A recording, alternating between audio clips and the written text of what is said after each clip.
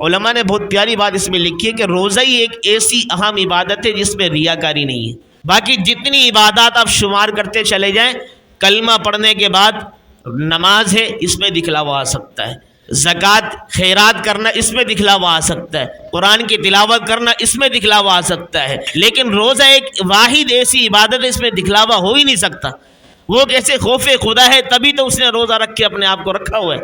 وہ کیسے کہ روزہ رکھ لیا، رکھنے کے بعد گھر میں کوئی نہیں ہے، چاہے تو پانی پی سکتا ہے، چاہے تو کھانا کھا سکتا ہے، چاہے تو اپنی بیوی سے مل سکتا ہے، لیکن نہیں، اس نے پتہ ہے، اس کو معلوم ہے کہ اللہ کریم نے مجھے یہ حکم دیا ہے کہ تمہیں صبح سے لے کے شام تک اپنے آپ کو کھانے سے پینے سے ساتھ ساتھ اپنی بیوی سے حلال طریقے سے ملنے سے اپنے آپ کو روکنا. اسی کا نام روزہ ہے. اسی کو تو کہتے ہیں تقویٰ. تقویٰ یہی حاصل ہوتا ہے.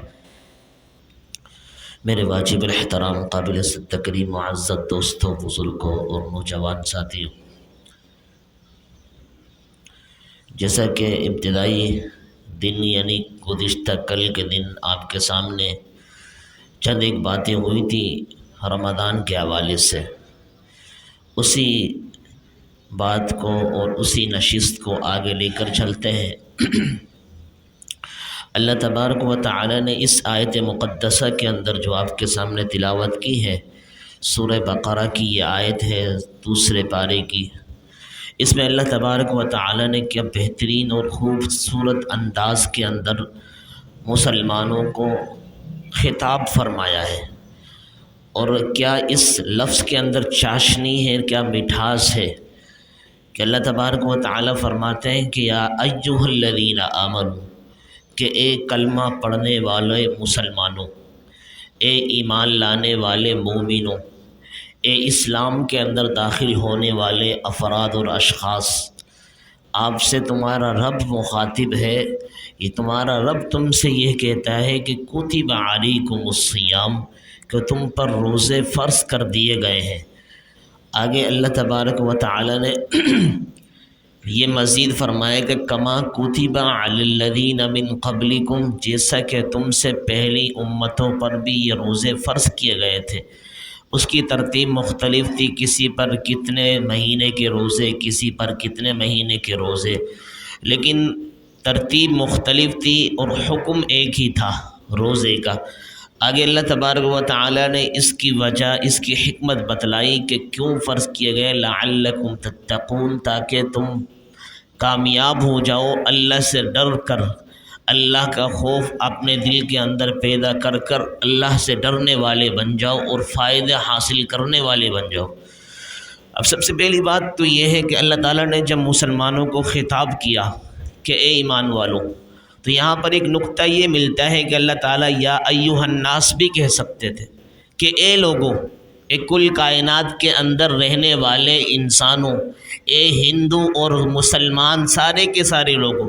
لیکن اللہ تعالیٰ نے یہاں پر اسلوب تبدیل کر دیا، اصول اللہ کا یہاں بدل گیا، ضابطہ اللہ کا یہاں تبدیل ہو گیا. اللہ نے یا ایھا الناس کے لفظ کو ہٹا کر یا ایھا الذین آمنوا کہہ دیا. میں جیسے ابتدا میں کہہ رہا تھا کہ اس لفظ کے اندر بہت مٹھاس ہے، بڑی چاشنی ہے، کہ جو بندہ جتنا قریب ہوتا ہے اس کا اسی انداز میں اتنے ہی پیار سے اس کا نام لیا جاتا ہے، اتنے ہی مٹھاس اور حلاوت کے ساتھ اس کو پکارا جاتا ہے. تو اللہ کریم نے بھی یہاں اصول اور ضابطہ اور انداز ایسا بدلا کہ یا ایھا الناس کے لفظ کو چھوڑا، یا ایھا الذین آمنوا کہہ دیا کہ اے وہ لوگوں کہ جو مجھ پر ایمان لے کر آئے، میرے نبیوں پر ایمان لے کر آئے، میرے فرشتوں پر ایمان لے کر آئے، میری جو آسمانی کتابیں ان پر ایمان لے کر آئے، اور اچھی اور بری تقدیر پر ایمان لے کر آئے، کل قیامت کے روز پر ایمان لے کر آئے، ان لوگوں سے میں مخاطب ہوں. اللہ کریم یہ فرمائے کیا مخاطب، اللہ کا خطاب کیا ہے؟ سب سے پہلے اللہ نے اپنی طرف متوجہ کیا لوگوں کو کہ سب سے پہلے تو آپ سے خطاب کرنے لگا ہوں. آپ دیکھتے ہیں نا، اب جیسے میں یہاں بیٹھ کے آپ سے بات کر رہا ہوں تو سب سے پہلے مخاطب جو جتنے بھی بیٹھے ہوتے ہیں ان کو متوجہ کرنا مقصود ہوتا ہے کہ سب سے پہلے تو میری طرف توجہ دو، اس کے بعد بات آپ کو بتلائی جائے گی کہ کیا کہنے لگا ہوں میں. تو اللہ کریم بھی اسی انداز میں سب سے پہلے میٹھے انداز میں حلاوت والے الفاظ کے اندر لوگوں کو متوجہ کرنے کے پہلی میری طرف دیکھو کہ میں ہوں کون، تم سے مخاطب کون ہوں، مخاطب اللہ ہے اور مخاطب سارے کے سارے مسلمان ہیں۔ پھر فرمایا کہ کتب علیکم الصیام، تم پر روزے فرض کر دیے گئے۔ اب یہاں پر دیکھنا یہ ہے کہ روزے کے اندر ہم دیکھتے ہیں کہ صبح سے لے کے غروب آفتاب تک آدمی کو بھوکا رہنا پڑتا ہے، پیاسا رہنا پڑتا ہے، اپنی خواہشات کو روکے رکھنا پڑتا ہے۔ یہ ساری کی ساری چیزیں اگر آدمی دماغی طور پر سوچے تو سمجھ میں یہ آتا ہے کہ شاید اللہ کی طرف سے یہ سزا مل رہی ہے کہ عام دنوں کے اندر تو کھانے پینے کی اجازت ہے، اپنی بیوی سے ملنے کی اجازت ہے، سارے خواہشات کو پورا کرنے کی اجازت ہے، لیکن اللہ تعالیٰ کیا عجیب مہربانی فرما رہے کہ صبح سے لے کے رات تک ہمیں روک دیا گیا ساری چیزوں سے۔ عقل ہماری یہ کہتی ہے، لیکن میرے عزیزو حقیقت بات یہ ہے کہ سزا کی صورت میں نہیں ہے، یہ سزا نہیں ہے اللہ کی طرف سے، یہ اللہ رب العالمین کی طرف سے بہت بڑا انعام ہے۔ وہ کیسے؟ اللہ تعالیٰ نے فرمایا کہ اگر سزا ہوتی تو یہ پہلے انبیاء کے لیے ان کی امتوں کے اوپر فرض نہیں کی جاتی۔ اگر یہ سزا کے صورت میں ہوتا اور اللہ کریم اپنے پیغمبر جو پہلے گزرے ہیں محبوب آپ سے ان کی امتوں پر بھی یہ روزے کو فرض قرار دیا گیا تھا، یہ فرض نہ ہوتا۔ جو فرض چیز ہوتی ہے بطور سزا کے نہیں ہوتی، وہ بطور انعام کے ہوتی ہے، وہ بطور نعمت کے ہوتی ہے، وہ بطور ساری کی ساری جتنی بھی خوبیاں ہیں ان کی وجہ سے ہوتی ہے۔ آگے اللہ کریم نے اس کا ایک اور فائدہ بتایا، ہو سکتا ہے کہ انسان اپنی عقل کے اندر بیٹھ کر سوچنے لگ جائے اور سوچنے پر مجبور ہو جائے کہ ہو سکتا ہے اللہ کریم انعام تو نہیں کر رہے، اس سزا کی صورت میں ہمارا کھانا پینا سارا بند کر دیا ہے، خواہشات سے روک دیا گیا ہے۔ اللہ نے آگے ایک اہم وجہ بتا دی، لعلکم تتقون، اس لیے تم پر یہ روزے فرض کر دیے گئے ہیں تاکہ تمہاری خواہشات ٹوٹیں، تاکہ تمہارے اندر کی جتنی بھی چیزیں ہیں نا گندی نفسانی خواہشات وہ ختم ہو۔ آپ دیکھتے ہیں کہ انسان کا جتنا پیٹ بھرا ہوا ہوتا ہے، جتنا وہ اس کا پیٹ اچھے انداز میں فل ہوتا ہے، اتنی خواہشات زیادہ ٹوٹتی ہیں، اتنی خواہشات زیادہ ابھرتی ہیں، اتنی خواہشات کے اوپر وہ زیادہ عمل کرنے والا ہوتا ہے۔ آپ دیکھتے ہیں کہ ایک شادی شدہ سے پہلے جو ایک نوجوان ہوتا ہے اس کے لیے اللہ کے حبیب نے ایک جملہ ارشاد فرمایا کہ یا معشر الشباب من استطاع منکم الباءۃ فلیتزوج، کہ اے نوجوانوں کی جماعت، جو بھی تم میں سے طاقت رکھتا ہے، قدرت رکھتا ہے، حیثیت رکھتا ہے، اس کو چاہیے کہ وہ نکاح کرے۔ آگے فرمایا کہ فَإِنَّهُ أَغَضُّ لِلْبَصَرِ وَأَحْسَنُ لِلْفَرْجِ، اس لیے کہ یہ تمہاری آنکھوں کے لیے بھی ٹھیک ہے، اس لیے کہ تمہاری شرمگاہ کے لیے کی بھی حفاظت ہے اس نکاح کے اندر۔ آگے کیا فرمایا؟ آگے جو آپ کو سمجھانا مقصود ہے وہ اللہ کے حبیب نے ارشاد فرمایا وَمَن لَّمْ يَسْتَطِعْ عَلَيْهِ فَعَلَيْهِ بِالصَّوْمِ، کہ فرمایا کہ جو اس کی طاقت نہیں رکھتا، یعنی اس کے بعد نان نفقے کا مال پیسہ کچھ نہیں ہے، اس کے بعد رہائش کے لیے سکنا اور گھر نہیں ہے، اس کے سارے آگے تعلیمات کے لیے کچھ بھی نہیں ہے، تو اس کے لیے کیا ہے؟ روزہ رکھو۔ روزہ رکھنے سے کیا ہوگا؟ خواہشات ٹوٹیں گی، خواہشات کم ہو جائیں گی۔ خواہشات کے اندر جو آدمی پڑھ کر گناہوں کا ارتکاب کرنے والا شمار ہوتا ہے، وہ سارے کے ساری خواہشات تمہارے جسم سے ٹوٹتی چلی جائیں گی۔ تو اللہ کے حبیب صلی اللہ علیہ وسلم نے اس کا وہاں پر ہمیں جواب دیا ہے کہ لعلکم تتقون کا مطلب یہ ہے کہ جب تم صبح سے لے کے شام تک، رات تک اپنے آپ کو کھانے سے، پینے سے، نفسانی خواہشات سے، ساری چیزوں سے روکے رکھو گے تو تمہارے اندر خوف خدا پیدا ہوگا، خشیت الہی پیدا ہوگی، اللہ کا ڈر پیدا ہوگا۔ جب اللہ کا ڈر پیدا ہو گیا تو یہ روزے سے یہی مقصود ہے۔ ایک جگہ اللہ کے حبیب صلی اللہ علیہ وسلم نے ارشاد فرمایا، کیا فرمایا کہ جہاں بھی تم ہو وہاں اللہ سے ڈرو، جہاں بھی ہو وہاں اللہ سے ڈرو، گھر میں ہو تب بھی اللہ کا خوف، دکان میں ہو تب بھی اللہ کا خوف، باہر ہو تب بھی اللہ کا خوف، اندر ہو تب بھی اللہ کا خوف، کہیں بھی ہو اللہ کا خوف ہمارے دل کے اندر ہو۔ جب اللہ کا خوف ہمارے دل کے اندر ہوگا تو انشاءاللہ العزیز اس روزے کا جو مقصد ہے وہ ہمیں حاصل ہو جائے گا۔ اصل تو خوف خدا ہے کہ خوف خدا، آپ دیکھیں نا روزے کے اندر علماء نے بہت پیاری بات اس میں لکھی ہے کہ روزہ ہی ایک ایسی اہم عبادت ہے جس میں ریاکاری نہیں ہے۔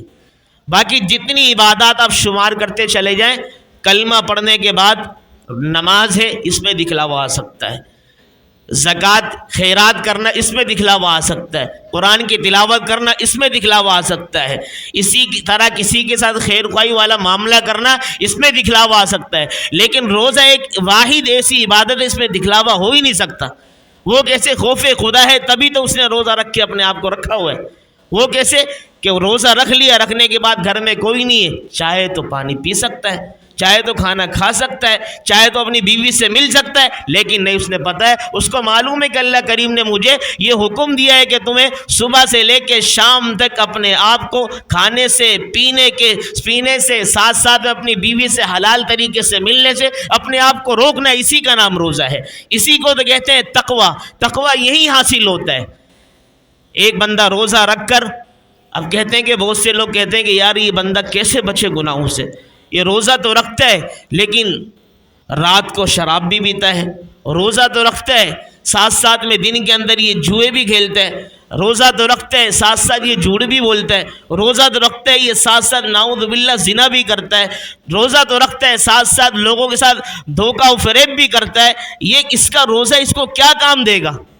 حقیقت میں دے گا, لازمی دے گا. ایک نہ دن ایک لازمی انسان کے اوپر اس کا اثر انداز ہوتا ہے. وہ یہ کہ جب اس نے روزہ رکھا, روزہ رکھنے کے بعد اپنی عادت کے مطابق بندہ نکلنا شروع کرتا ہے اپنے گھر سے. اب فجر کی نماز کے بعد ظاہر سی بات ہے اس روزے سے ہے. اب جیسے نکلا 10 11 12 بجے, اس کے فرمایا کہ نعوذ باللہ شراب پینے کا ٹائم ہوا, جو عمومی طور پر اس کا وقت متعین تھا کہ 10 11 بجے شراب پیا کرتا تھا. جیسے یہ گھر سے نکلا شراب کی نیت سے کہ مجھے شراب پینی ہے, 11 12 بجے اس نے دیکھا نہیں یار میں تو روزے سے ہوں. روزے کے اندر مسلمانوں کو حکم یہ دیا گیا ہے کہ اس کو روکا گیا کہ آپ روزے کی حالت کے اندر شراب نہیں پی سکتے, آپ کچھ کھا نہیں سکتے, آپ کچھ پی نہیں سکتے. فرمایا کہ دیکھو روزے کی بنا پر اس شراب سے بچ گیا. تھوڑا سا آگے گیا, 2 بجے اس کے جوا کھیلنے کا ٹائم تھا. اس نے دیکھا نہیں یار اب جوا کھیلنے کے لیے طرف میں جا رہا ہوں, لیکن مسلمانوں کو تو جب روزے کی حالت میں ہو اس سے منع کیا گیا, لہٰذا اس سے رک جاتا ہوں, روزے کی وجہ سے رک گیا. پھر آگے گیا, اس نے دیکھا کہ یار آگے جا کے میں دیکھوں گا کسی کو دھوکہ دینا ہے, اسی طریقے سے دغا بازی کرنی ہے, کسی کے یہاں چوری چکاری کرنی ہے. عصر کے ٹائم کو اس نے کہا نہیں یار روزے کا اکثر حصہ تو گزر چکا ہے, کچھ ہی لمحات رہ گئے, اس کو کیوں ضائع کروں, اس کو کیوں خراب کروں. اتنی اہم عبادت ہے, صبح سے لے کے شام تک میں نے کر دی, یہاں تک کہ بھوکا پیاسا رہا, ساری کی ساری عبادات کرتا رہا, سارے گناہوں سے بچتا رہا. اب مزید چند ہی لمحات باقی ہے, کیوں اپنے اس لمحات کو خراب کر دوں. اب دیکھو آہستہ آہستہ ساری چیزوں کو وہ چھوڑتا چلا گیا. ایک وقت آئے گا کہ 30 دن کے اس نے روزے رکھے, اللہ کا ولی بن جائے گا, یہ سارے کے سارے اس کا گناہ ختم ہو جائیں گے.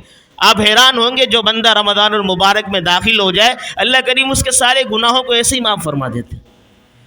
حدیث شریف میں آتا ہے من صام رمضان ایمانا واحتسابا غفر له ما تقدم من ذنبه, کہ جو بندہ رمضان کا ایک روزہ رکھ لیتا ہے نا, یہ سارے روزے تو الگ ہیں, ایک روزہ اس نے شروع کا رکھ لیا, فرمایا کہ سارے اگلے پچھلے گناہ معاف کر دیے گئے. کتنی بڑی فضیلت والا مہینہ ہے. تو اس فضیلت والے مہینے کی ہم نے قدر کرنی ہے. اس کی قدر اسی طرح ہے کہ دن کا روزہ رکھیں اور رات کی عبادت جو اہم ہمارے ہاں قرار دی گئی ہے نماز تراویح, اس کو پڑھیں. جب انشاءاللہ العزیز ان تمام تر چیزوں کا ہم خیال رکھیں گے, لحاظ رکھیں گے, تو ہمیں معلوم ہوگا کہ رمضان جب آیا تھا اور حقیقت میں اس کو ہم نے سمیٹنے کے اندر, اس کو قیمتی بنانے کے اندر اپنا حق ادا کیا. جو بندہ حق ادا کرتا ہے نا اللہ کریم اس کو نوازتے ہیں, ایسا نوازتے جیسے گزشتہ کل میں نے بتایا تھا کہ جب بندے کا رمضان اچھا ہو جاتا ہے 11 مہینے اسی طرح گزرتے پھر اس کے. مولانا داؤد صاحب دامت برکاتہ العالیہ خلفائے راشدین مسجد کے خطیب و امام ہوتی مارکیٹ والے, وہ فرماتے ہیں کہ اگر ہماری جو زندگی ہے نا رمضان کی طرح ہم گزاریں گے, جیسے رمضان میں عام سے عام بندہ بھی اپنی ترتیب کو تھوڑا سا چینج کر لیتا ہے, عام روٹین سے الگ ہو جاتا ہے بالکل, کہ رمضان کی طرح اگر ہم اپنی زندگی کو گزاریں گے انشاءاللہ العزیز جو ہوتے ہیں نا عید کا چاند, اس کی طرح ہماری موت آئے گی. وہ کیسے؟ اب دیکھو رمضان آدمی گزارتا ہے 10 روزے, 15 روزے, 20 روزے, 25 روزے, 29 روزے, پھر 29 روزے کے بعد ہر ایک کی جو آنکھیں نظریں جو ٹکی ہوئی ہوتی ہیں چاند کی طرف کہ یہ چاند نظر آئے, چاند کا انتظار کرتے ہیں بڑی اس سے کہ نہیں یا چاند نظر آئے. جیسے چاند کا انتظار کرتے ہیں اور فوراً جیسی چاند نظر آ جاتا ہے اتنی خوشی ہوتی ہے, اس سے لمحات گزرتے ہیں انسان کے اوپر کہ ان کو اپنے الفاظ میں بیان نہیں کیا جا سکتا. ایسا ہوتا ہی نہیں ہوتا۔ اسی طریقے سے فرمایا کہ جو بندہ اپنی زندگی کو رمضان کی طرح گزارے گا، عبادات میں لگا کر، انشاءاللہ العزیز اپنی موت کی اس کو انتظار ایسا ہوگا جیسے کہ عید کا چاند، کہ نہیں ہماری موت آ جانی چاہیے بس۔ کیونکہ مومن کے لیے تحفۃ المؤمن الموت، مومن کے لیے جو تحفہ اور گولڈ ہے نا، وہ کیا ہے؟ وہ اس کی موت ہے، موت کا آ جانا خاتمے پر، ایمان پر۔ اللہ تعالیٰ سے دعا ہے کہ اللہ رب العالمین ہمیں ان ساعات کو، ان لمحات کو قیمتی بنانے کی توفیق عطا فرمائے۔ وما علینا الا البلاغ۔